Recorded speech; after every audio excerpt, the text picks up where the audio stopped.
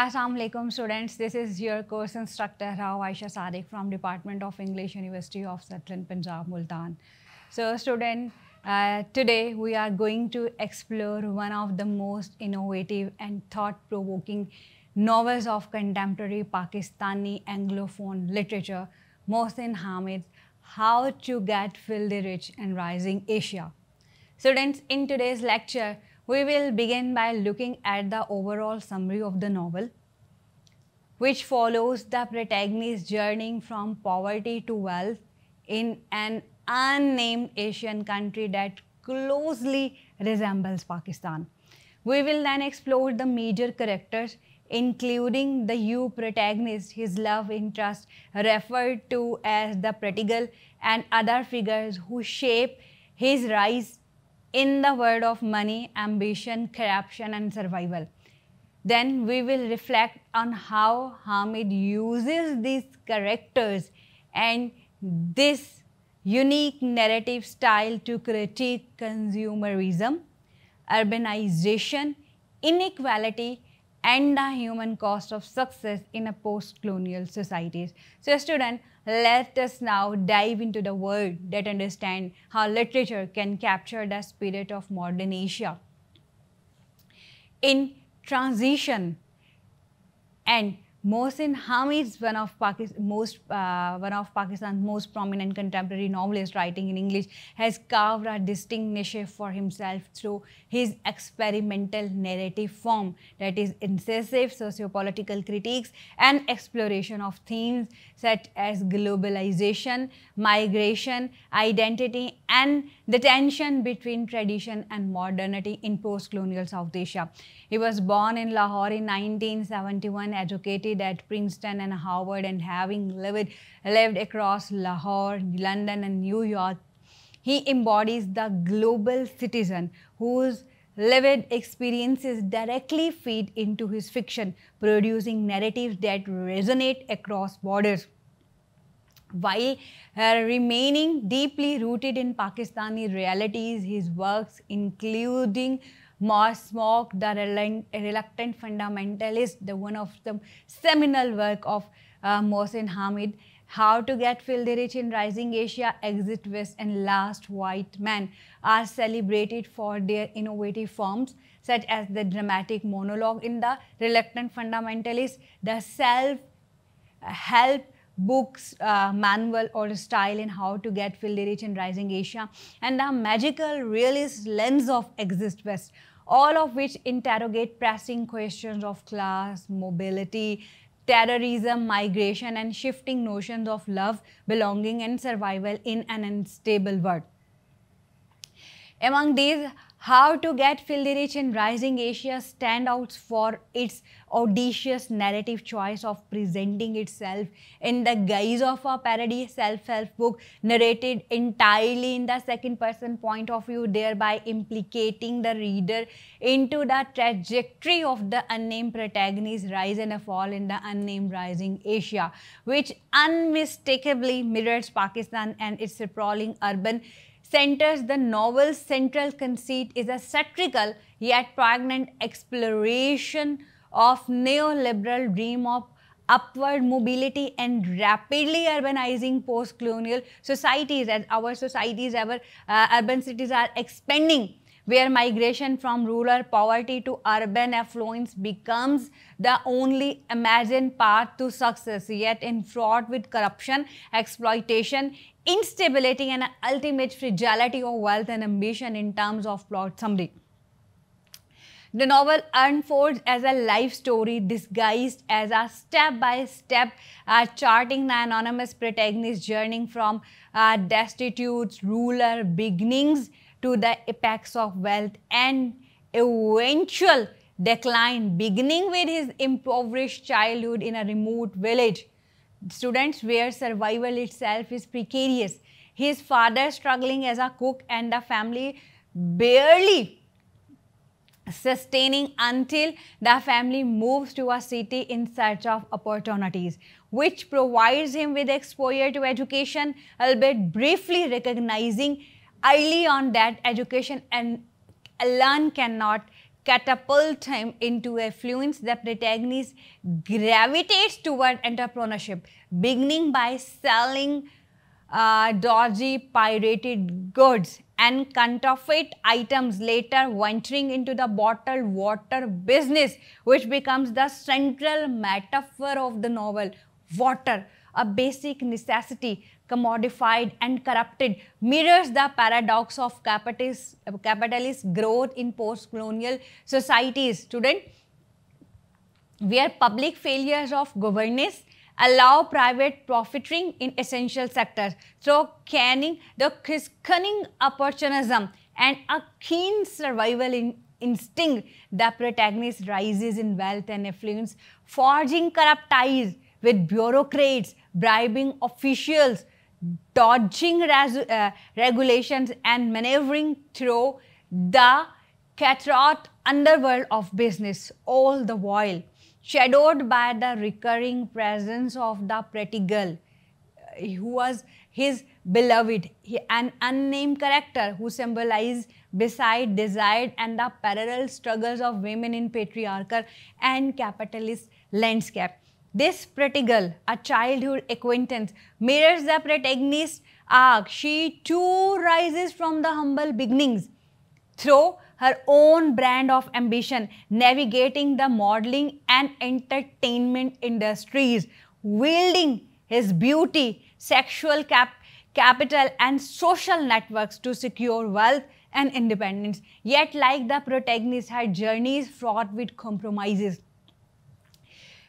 and loneliness. The novel traces their on and off encounters throughout life, their paths intersecting occasionally, embodying a poignant tension between personal longing and capitalist ambition until toward the end of their lives, when age and decline humble them, they reunite not as starry-eyed lovers but as withered individuals who find solace in companionship.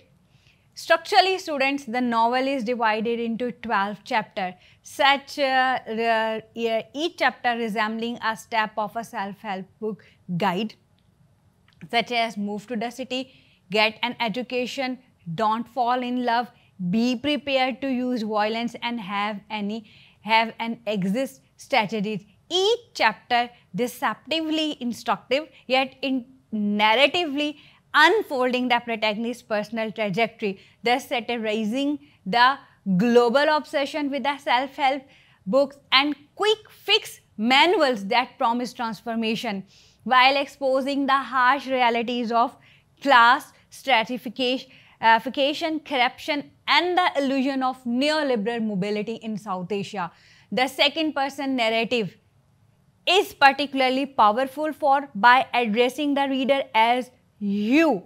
Hamid not only dissolves the distance between the reader and the character, but also implicates the reader in the moral compromises, desires, and vulnerabilities of a protagonist, turning the act of reading into a mirror of aspiration and complicity, a hallmark of Hamid's narrative genius. Thematically, the novel engages with urbanization and migration as a rural to urban shift, becomes the defining narrative of the protagonist's generation, corruption as a systematic condition without which no upward mobility is possible, love and desires as fragile undercurrents often repressed in favor of ambition, mortality as the inevitable end, that the reader's wealth meaningless, and the hollowness of neoliberal self-help ideology which promises empowerment but delivers exploitation. The unnamed character, primarily the protagonist and the pretty girl, became archetypes of modern South Asia,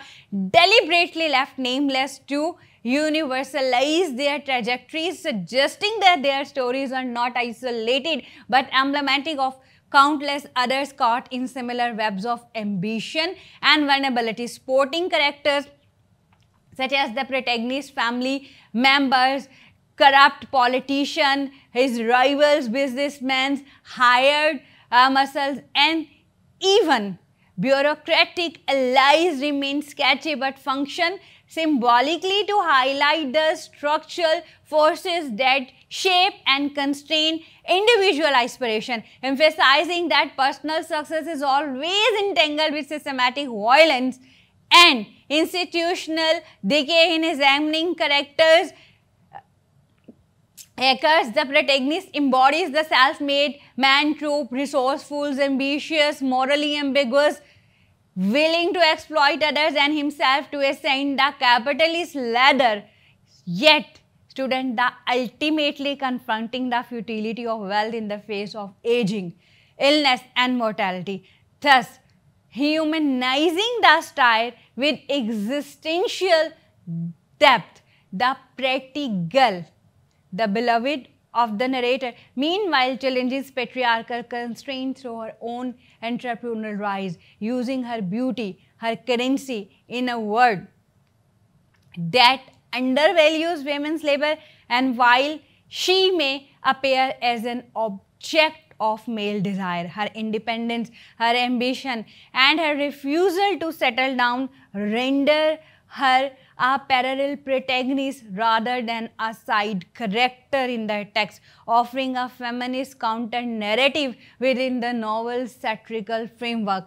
Together, these characters embody the aspirations and contradictions of rising Asia, a region economic growth, a region that is defined by rapid economic growth yet plagued by inequality, corruption and precarity as a whole. How to Get Filthy Rich in Rising Asia student is both deeply local in of Pakistani urban life and it's profoundly global in his critique of noble neoliberal capitalism and its the contents of work that straddles fiction and parody, style and sincerity, offering readers both a compelling story and a mirror to their own complexity in system of desire, ambition and in process. Students, Mohsin Hamid not only tells a story of a one man's rise and a fall, but also dramatizes the condition of entire generation who is negotiating the treacherous promises of globalization in the post-colonial world. The book contains 12 chapters. The chapter 1, Move to the City. Chapter 2, Get an Education. That is lucky to be the third born and getting an education. Chapter 3, Don't Fall in Love, where he says while in pursuit of love and the pursuit of wealth have many things in common. Wealth can attract fine physical specimens willing to give their love in exchange, while achieving love tends to do the opposite. In this chapter, love dampens the fire in the steam furnace of ambition, robbing you in an already fraught uphill battle. Next, chapter 4, its title is Avoid Idealists. Chapter 5, Learn from a Master. For a self-help book to must be helpful in the person must know what help is needed. In chapter 6, Work for Yourself, where he says that when you imagine, you create. It's the beginning. Read that a book becomes a book. If you want to be filthy rich sooner or later, you have to work for yourself. In chapter 7, the title is Be Prepared to Use Violence. He says, like Machiavelli, becoming wealthy requires a degree of unscrupulousness. Chapter 8, Befriend a Bureaucrat. We exist in a financial universe that is subject to massive gravitational pulls from states. In chapter 9, the title is Patronize the Artist of War. Chapter 10 deals with the dance with debt. In this chapter, he says this allows you to invest, which allows you to gain leverage. Leverage is a pair of wings. Leverage is a way for small to be big and a big to be huge. Chapter 11 title has Focus on the Fundamentals, and the chapter 12 has a title having an exit strategy. Here he says that you are ready because you all else you have love the people around you. You have been beyond yourself, so you have the courage and dignity and calmness in the face of terror. And the protagonist, we have the character, the protagonist used as a central figure of the novel is addressed only as a you. By writing in the second person, Hamid turns the reader into the protagonist, collapsing the distance between fiction and reality and making the story a universal fable of aspiration in the developing world. The protagonist, who was born in a poor village to a struggling family, his childhood marked by illness and deprivation, yet he embodies ambition and resilience. He is very survival against the odd hints at his tenacity. As he migrates to the city, he adopts quickly, seizing opportunity wherever possible. The counterfeit better, bottled water trade, bribing officials, or partnering with the corrupt allies. His rise from poverty to the wealth is not heroic but pragmatic, defined by the willingness to bend rules and exploit system, a reflection of the moral ambiguities of success in societies where corruption is normalized. So student, this is all about today's lecture. We have dealt with the summary and the major summary and the detailed chapterization of the text and the major character of the novels. I assign you a task to read the text thoroughly and work on all the characters, although they are not specified in terms of characterization, but the casual mention of the you and the pretty girl and the family members and that bureaucrats and the official must have a glance on these characters and have an analysis of them. And the next lecture we will discuss about the major themes of this text. Till then, stay blessed. Allah Hafiz.